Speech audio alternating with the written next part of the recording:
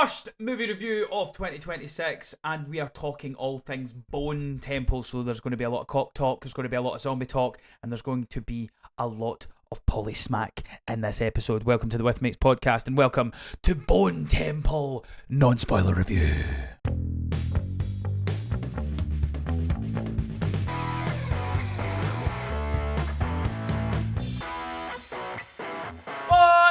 Welcome back to the With Mates podcast. This is a little impromptu non-spoiler review. We don't have time to go into the full spoilers. We will probably get into that a wee bit later. But myself, the wonderful triple barrel man, Craig Andrew Mooney. Hello, everybody. The wonderful Polly Smack Paul Stirrat. What's up, everyone? It's time for boning.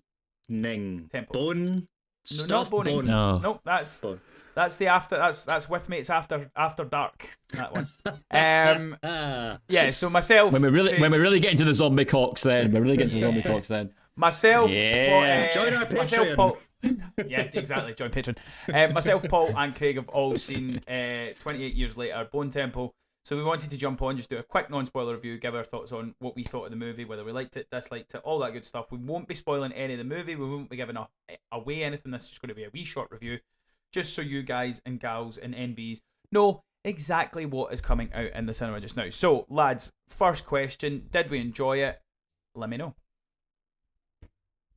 Shall I go, Paul? You go. You had such Okay. strong opinions.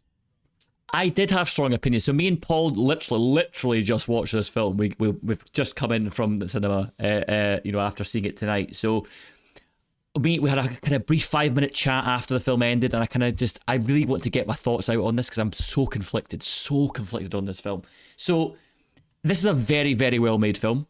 Very well made film, very well directed. It's outstanding acting. So Danny Boyle, can't credit him enough as a director. He gives Scottish actors a chance. I really appreciate that in him. He really gives Scottish actors a go, and has done for his whole career. Acting wise, Ray Fiennes, fantastic. Jack O'Connell, fantastic. Andrew, your man Samson Zombie Cock, great performance. Done him dirty. He does a good job. I'm not going to lie, one of the first things that I did say was he was bigger last time. He definitely had a bigger cock in the last movie, didn't he? I'm not just imagining that. He definitely had a fucking monster. The more zombified you are, the bigger the cock. The more zombie. Yeah, but it's definitely not Yeah. as big in this one as it was in the first one. That's big. Well, There you go. I'm not gonna. Slight spoiler. His there. cock's definitely Yes. smaller in this one. And did you know that that was actually a prosthetic? He wore A small one. rubber. Yeah, no. No, how that would work? If you're the monster, how you going to stuff it in that wee tire? I'm sorry if the actor is watching this. I am so sorry. I have just called you. I'm not out sorry, like mate. that. You were brilliant. You were fantastic. He was fantastic. So like all that stuff on the go, brilliant. All that stuff, happy with. But here's the thing. I sat through that film, and at the end of it, and while I was watching it, I was thinking to myself two things. I was asking myself a couple of questions. One, why am I here? Two, was this a waste of my time? Or was it not? And I kind of can't really feel if I've got the answer to that quite yet. But essentially, the reason why I'm saying that is I just don't know why this film was made, other than to be another film in this franchise. Now, the biggest compliment I gave 28 years later was that it was a film in itself. And that's why those last 5 minutes annoyed me so much, because the biggest compliment I can give any kind of story is when it's a self-contained story in itself, not just part of a franchise. I hadn't seen the first two films, but I still loved 28 years later. This one for me felt like a sequel. This one for me felt like a setup for what I think will be the last film in the franchise. And that's why I wasn't vibing with this one as much. I think the film is technically great. It's a good, well-made film, but I just don't know why it was made, other than to set up the next film, And that's kind of where I'm at with it. There's some great moments in it, fantastic moments in it, poignant moments in it, but it's still not a patch on the last one for me. And that's my thoughts. Fair enough. Paul, where do you stand on this one? I'm somewhat similar. I've got again, I agree. I think like the first one, there's some really good scenes really good acting, some really good moments in the film, particularly with Ralph Fiennes who returns. And there's a scene with a good friend of mine, Mirren Mack. She appears in this film, which is really cool to see. Good Scottish actress doing awesomely. But yeah, no, I'm inclined to agree. For once, Mr. Murray, it's I feel like get off on a good foot. 2026. Yeah, it's the year we agree. The year we agree. It's like there's a lot of cool stuff in it, and I kind of like, you know, this film kind of centers around the Savile gang, and they're quite good characters.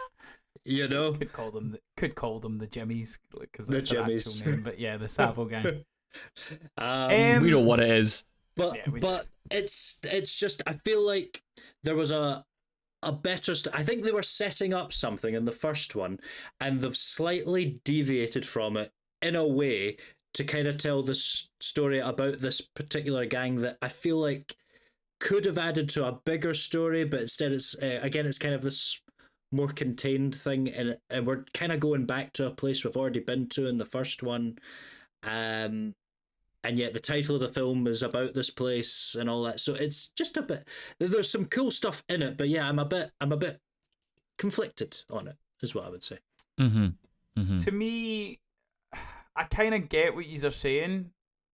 I somewhat disagree. I don't get me wrong, I prefer the last one. I think the last one is a much better story, kind of from start to finish. I think I like, no, don't get me wrong, the Jimmy stuff at the end of the first one was very kind of, what, like it was bizarre. But we kind of get something similar at the end of this one, which is very much setting up for the next movie. But I think they do that really well, and it's kind of it's not just like a end credit scene as much as the one where the Jimmies was in the last one. This I agree with that. I agree with that. And it is ultimately setting up for the next film. The thing for me, though, is if I think of this as a Spike movie. So we got the Spike growing up, learning how to go and hunt in the first movie. In this movie, we obviously leave the first movie where he encounters the Jimmies, and that's now the story we're telling. And if you look at the trailers, you know obviously that Ralph Fiennes is very much involved in that stuff. I love the stuff with Ralph Fiennes. I love the stuff with Samson. I think there's something that happens in this movie that is new to a genre that feels very much, if not overdone, just it's like there's been so many different zombie things, and there's something that happens in this movie that I went, that's very cool and very different, and I've never considered that when it comes to I'm zombies happy you finally said overdone. I'm happy I don't you think finally it's said overdone. No. I don't think there's such a thing as overdone. I think everything can be done well. Now, Walking Dead was overdone because it stopped being good after a while. Whereas Last of Us is a different zombie project, and it's fucking great. These films is a different zombie project, and they're fucking great. I don't think the genre's overdone. I just think you need to do it well, and I think there's a lot of shit, but that can be said about any. There's shit comedies, there's shit rom-coms, there's shit. Everything's got too much. Like, do you know what I mean? Fucking Jurassic World, like Jurassic Park's overdone. I'm still going to go fucking see it. It's because it's a genre that's always going to make movies. But for this film, you hit the nail on the head. Performances, I think Jack O'Connell's the standout. His Scottish accent is fantastic. Such a good, it's like almost Dundonian, Aberdonian kind of nice wee twang to it. I thought it was really, really good. It's okay. Brev, it's good. It's a good Scottish accent. Scottish is a hard, like when you consider Scottish how many. He's doing a good job. When you consider how many wonderful actors have done Scottish accents, and it's fucking dreadful. He's you could pass him as Scottish. 100% pass him as Scottish. When you put him up next to someone that is actually Scottish, we can obviously hear the fucking That's when he fell down. That's when he but fell that's what down I'm for saying, me. though, is like that. But that's for us. That's like we obviously. I think I've got quite a good Manchester accent, but there'll be people in Manchester that'll go, "That's shit." But that's just how I do a good Geordie, obviously. So you know, like, and I blend in with the people. I blend in with the people there, like, and we do the Geordie accent, and then people take me in as their own when I'm down there. Down with the Geordies. We all talk like almost, this, like, why I, it, man? it all it almost hinges on racism at a point now. Like that's where I'm going. I don't think we can be racist to a region so within close English, to being but offensive. it just when I hear it, I'm just going, is this racist? But yeah, look, to me, if you enjoyed the first film, the one thing I will say is me and my missus went to see this. We went to see the first one as well. She enjoyed the first one, did not enjoy. She hated this one. She really didn't like it. So it's hard for me to be able to recommend it. If you enjoy the first one, you'll enjoy this. Say again, sorry. I'm just saying, well done, Rosie. Right Yeah. opinion, correct opinion. To me, I liked it. I thought it was fun. I get, obviously, like, when you're saying why it's made, it's a genre. It's that they're trying to make money. This will make money, and we're going to get the third one. I'm pretty certain. I'm not going to say it just in case it's a spoiler, but I'm pretty sure we knew who was going to be in the third one before the second one came out. Yeah, Yeah. that was known. Yeah. Cool. So we knew You're it was a going that way. producer, I'm pretty sure. Yes, exactly. But yeah. I, again, to me, there was enough in this one that I enjoyed it for what it was. It's rated very well on Rotten Tomatoes. I think it's like sitting at 96. We've still not done the movie draft, so it's definitely one that we've missed for the start of the year. But to me, if this is how the year starts for movies, I think it's going to be a good year because it's not a bad movie. I would thoroughly enjoy it. Yeah. I would tell people to go see it. There's worse movies in the cinema just now. Avatar for fucking one. Hey, don't you slander Avatar. Pile. It's the same movie as the last one. If you enjoy it, good for you. I'm happy, and I hope you enjoy it. And I hope you get. Did you enjoy Avatar 1? Because guess what? It's coming again, and then a third time. Boom. Yeah. Did you enjoy Avatar 1? Fucking You did? hate Avatar. Okay, go watch the second one. It's the exact same movie. Do you enjoy Avatar 2? Yeah, it's even more the same movie than the next one. Do you know any of the characters' names? I know two. What they want. Spider and Jake. That's it. Don't know anybody else. Because they all do the exact same shit. But yeah, 28 Days Later, Bone Temple.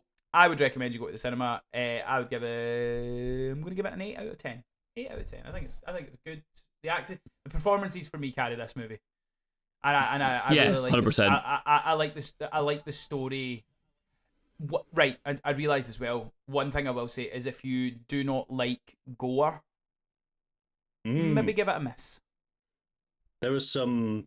Definitely some. It's in this. It's rough. There's It's one. rough. Yeah, there's one moment in particular that for me lasts a wee bit too long, and even I was kind of squirming in my seat. Rosie did not watch it after a bit just because she was completely. Was that the barn scene? Charity, yeah. Actually, I'm gonna say that was one of my favorite scenes, mostly because it involved someone that I know for the most part. But I think you're an odd fella. Not in that way, just because actually I think you were hitting on something just quickly because you were saying last movie is definitely like a Spike movie, and I think this one definitely at times it felt like there's different. Like at one point, I thought at one it's a point continuation of Spike's story. Oh no, I agree, but there was points. If it is, then it's even worse than I thought it was. No, that's not his story. That nowhere near weighted enough towards him. I think, nowhere near. He is a C character in this film. That I agree. There was points where I thought it was like there were. This is Mirren's character. This is a Mm-hmm. But if you look, this is a Jack O'Connell, Ray Fiennes film.